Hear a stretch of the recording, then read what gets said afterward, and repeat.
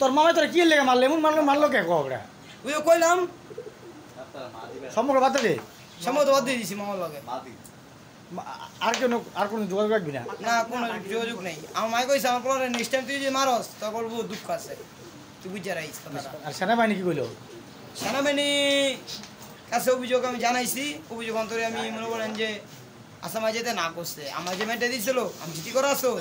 গেল এই পুলিশ আইতো চিঠি করে চেয়েছি না তো মা যেতে না করছে কইছে আমার বাইরের বিচার আমি ঠিক আছে তুমি কি চাও মানে এই মোবাইলটা